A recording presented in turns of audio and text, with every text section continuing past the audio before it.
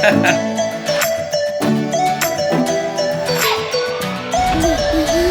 it's really good. Yeah, he's going absolutely crazy, and I can feel it for the first time.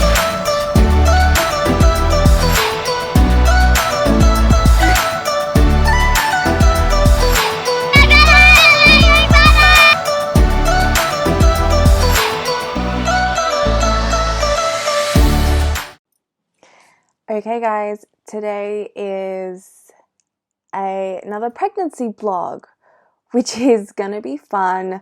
I had so many people view the last vlog and comment and reach out with messages and give just the most incredible feedback that I decided I'd do another little one for you guys to kind of explain a little bit further, because last time I touched on that we had some medical complications this pregnancy. So this video, I just want to kind of explain and touch on that a little bit, mostly because when I was going through these things, I didn't really know a lot. I didn't expect that they would happen to me. Like, literally did not expect in a million years that the things that were happening to me in this pregnancy were going to happen. And I was just kind of totally felt like a fish out of water, duck out of water, whatever that phrase is.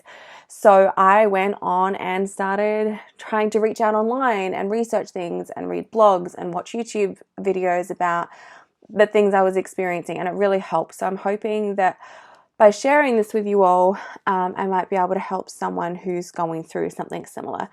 So 2 topics I want to touch on this pregnancy, because I talked about my supposed infertility and how shocked we were to find out we were pregnant in the last video.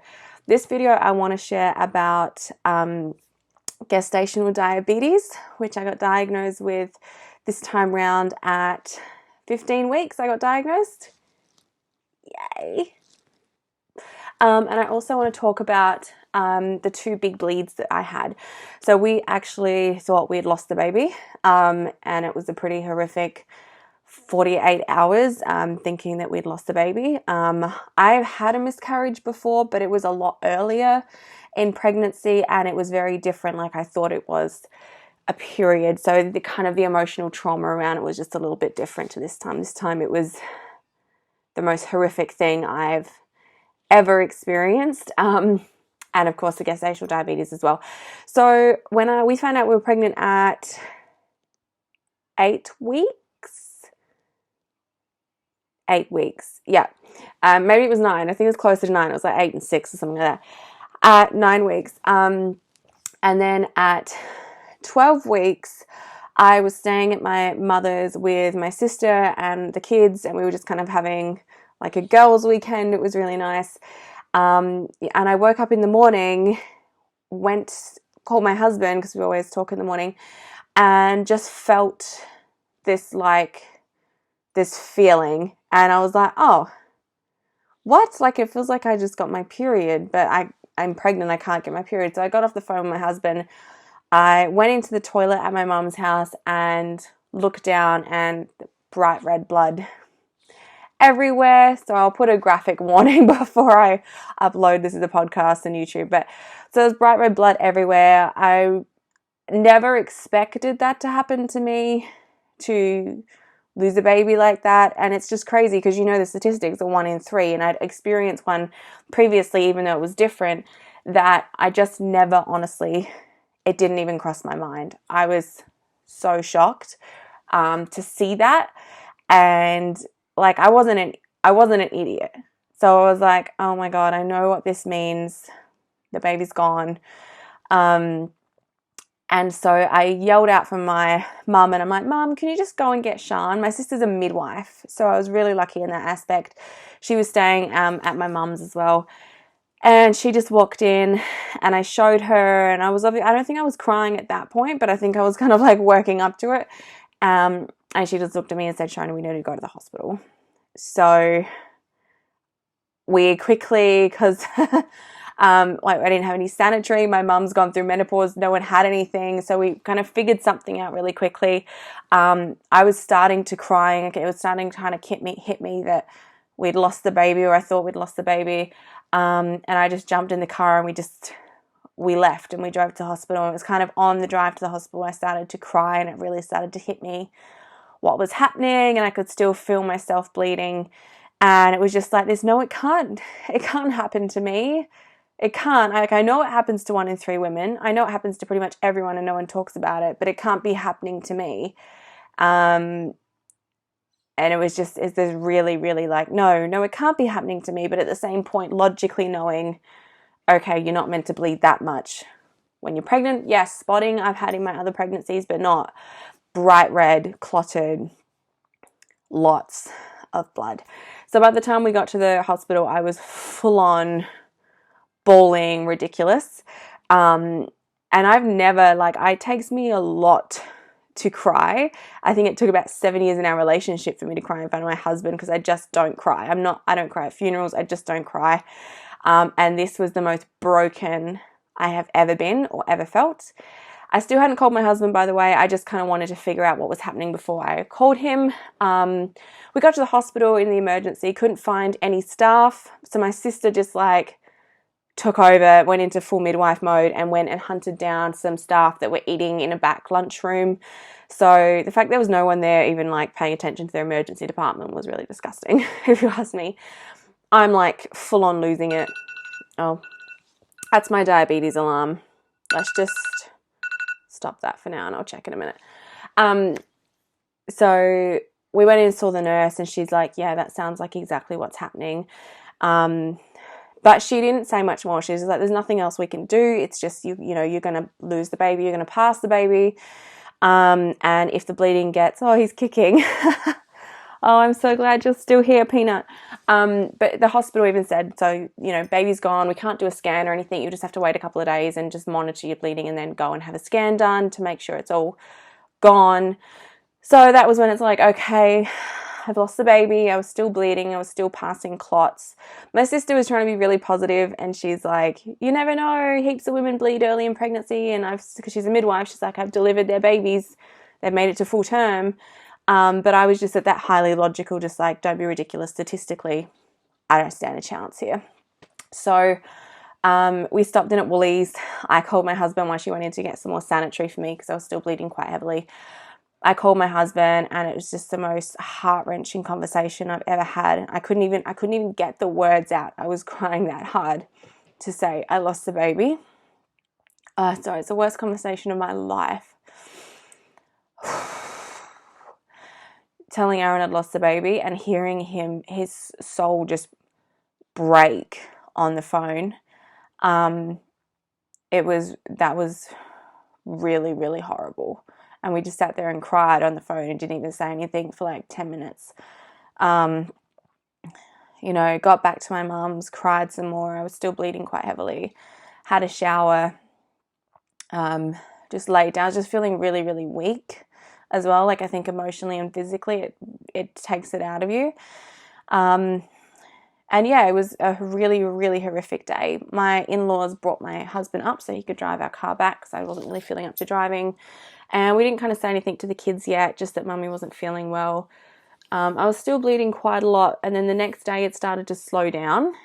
But I was in full acceptance mode. I'm just like, we lost our baby. Like, I had a miscarriage. There's nothing I can do. And just trying to take care of my body and rest and stuff. So because the hospital I'd went to was a small country hospital, they didn't have access or availability to having a scan done or a Doppler check, which is actually, now we looked back and found out that that hospital actually delivers babies. So we have issued a formal complaint to that hospital saying, the treatment there, even though my baby might be fine now, that treatment was not okay. Weren't giving any information, no pamphlets, no number to call, no information about what was happening with me, nothing to expect, no follow-up, zero. So I'm not going to share the name of the hospital here, but we have taken that up officially with the hospital as well. What happened then? Just adjusting my ring light. So the next day I had to go to my local GP and ask them and I kind of explained what happened. They're like, yeah, you've lost the baby. I was like, okay, I just need a scan to know that, there's no heartbeat. I needed to know that. I've been through a miscarriage before that was so early, we never even really saw the baby. And this time, by this point, I'd already had a scan and was starting to get really excited. So I'm like, I just need to know 100% that it's not there. So they booked us in. We were really lucky. Our local Benson's in Europe they'd only opened a couple of days earlier, and they were beyond amazing. The staff was so helpful. They got us in that afternoon, rushed us through. It was great. We got in there. I'd fully accepted at this point there was going to be nothing. I'd kind of been prepping myself to see nothing, to see no heartbeat. And then we got in there, laid down. She put the ultrasound jelly on. I'm still bawling a little bit. Aaron's holding my hand. He's really upset too. And then there's our baby wriggling with the strongest little heartbeat ever. Perfectly fine. And I obviously burst into tears again. I've never cried so much in my life.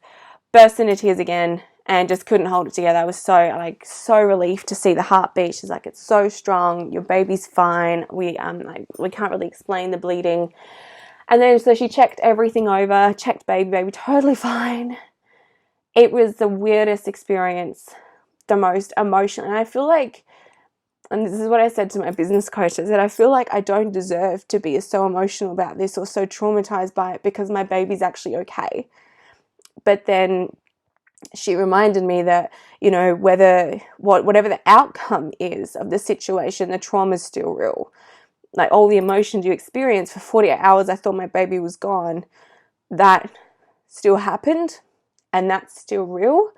And because my baby's there, it doesn't discount the way that I felt and the way that I was treated either. So sometimes I do feel like a bit of a fraud talking about this, but, maybe there's another mum out there going through the same thing.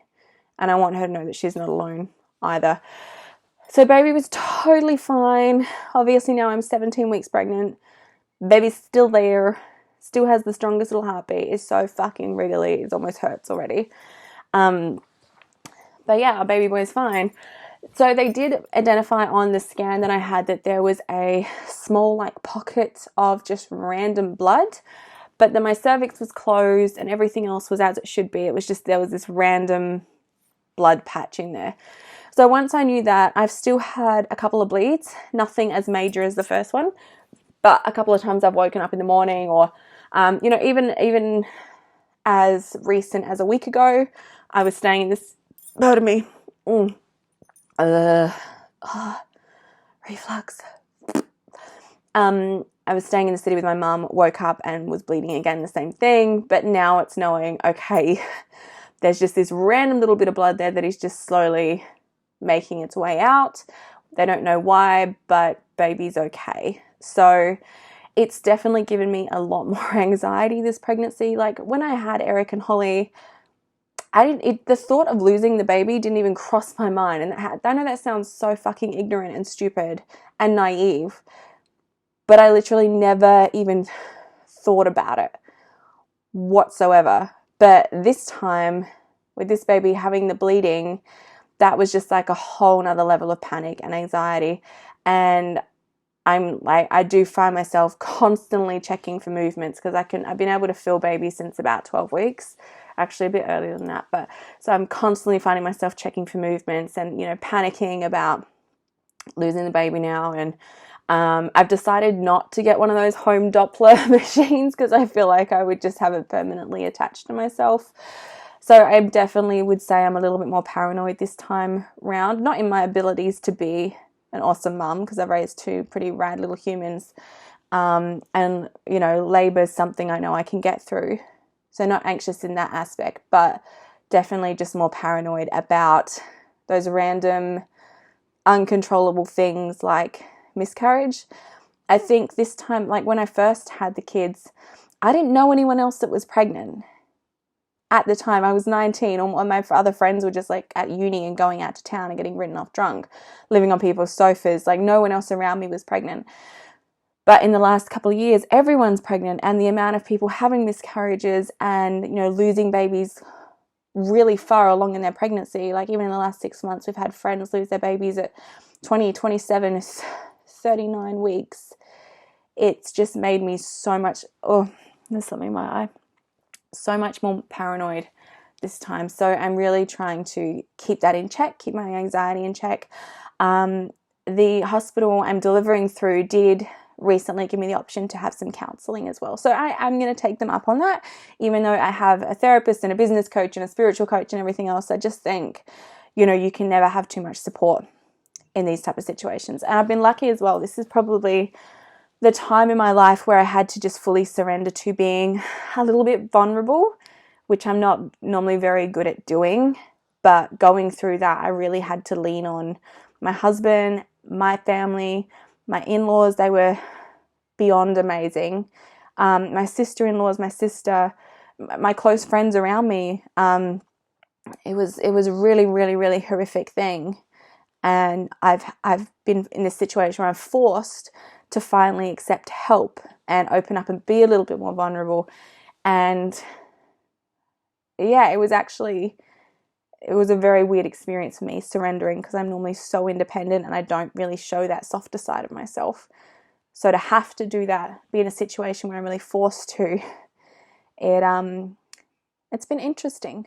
So I know I was going to talk about the gestational diabetes as well, but I actually think I'm going to save that for another podcast or YouTube, because I've already been talking for nearly 15 minutes about the miscarriages. Well, it's not even a miscarriage, but what were they calling it? Like an incomplete miscarriage? I don't really know. I don't understand the terminology. But I bled. We thought we lost the baby. The doctors, the hospital, everyone said that we'd lost the baby, and it turned out our little boy is totally fine and healthy and happy and wriggly. It also helped in one way because, as I explained in the last video, we were so shocked about finding out we were pregnant. We weren't sure if we wanted another baby. Actually, we were pretty sure we didn't want another baby.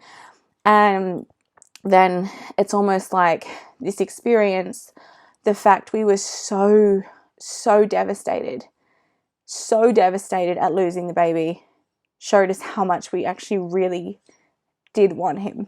And we really did want to have another baby. And in those couple of days where we thought we'd lost him, it was like the conversation was like, okay, so how soon can we start trying again?